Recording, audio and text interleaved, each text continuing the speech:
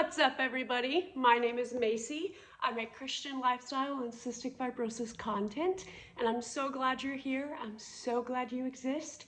And today we're going to be talking about what cystic fibrosis is.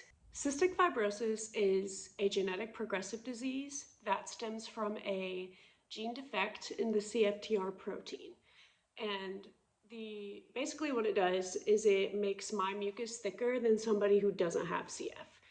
And why that matters is that mucus passes through basically every organ in the body. Therefore, it almost kind of affects every organ in the body. Specifically, it affects the lungs, the pancreas, it can affect the liver, literally the digestive system, like almost every organ in the body it affects, but especially the lungs and the digestive system.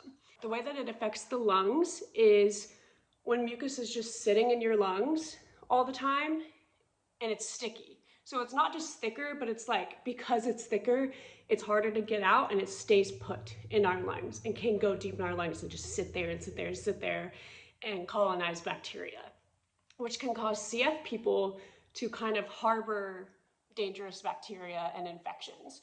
So what that means is we will have to take different antibiotics, we'll have to take different treatments, and some of those infections that just sit there and stay there don't always have a specific treatment.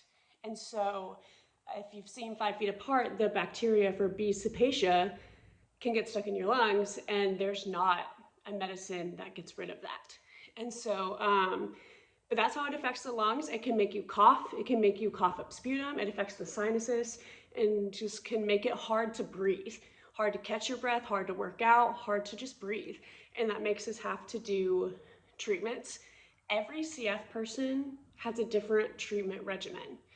And so for the lungs, that means doing the vest and 5 Feet Apart that you see, and it blows up and it just shakes you. And you may see that in some of my other videos.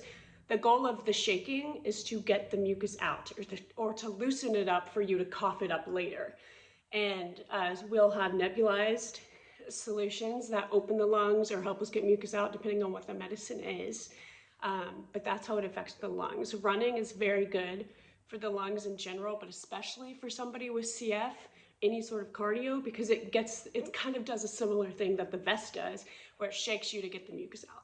Cystic fibrosis affects the digestive system because it affects the enzymes that our body produces to digest our food.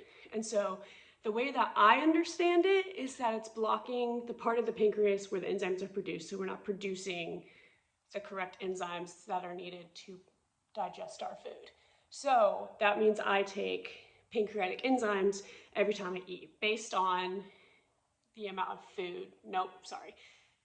The amount of enzymes I take is based off the amount of fat in the food that I'm eating. So if I eat one little tiny slice of pineapple, I don't necessarily need to take enzymes with that because there's not fat in it. Now, if I eat pineapple and cottage cheese and also Fritos and chips, or a full meal, based on the number of fat with each of those things, it's going to contribute to how many I take with that meal to actually help me digest it in full. So different foods have different amount of enzymes that you can take. Cystic fibrosis can also have a large effect on quality of life. A lot of people with CF cough a lot, as I said, they cough a lot, they get shortness of breath, they're tired, their body is fighting a disease every minute of the day. And so you get tired, you get infections, you're prone to infections, you're prone to getting sick. Getting sick can hit you harder than it does somebody who doesn't have CF. So like a common cold can put you in the hospital, whereas like somebody who doesn't have CF may not get put in the hospital for the same thing. Cystic fibrosis can also affect your mental health.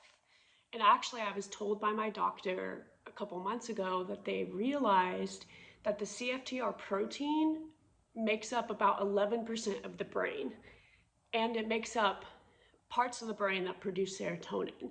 And they did a study, that's not my doctor, but like there's a study, and they took people who were diagnosed at birth with CF, and they took people who didn't know that they had CF until they were 50, and they compared their anxiety and depression levels, and they found that people who were 50 and just started doing all these treatments and doctor's appointments and things for CF had the same amount of anxiety and depression as people who knew since birth and were in and out of the hospital their whole life and had to do these treatments their whole life.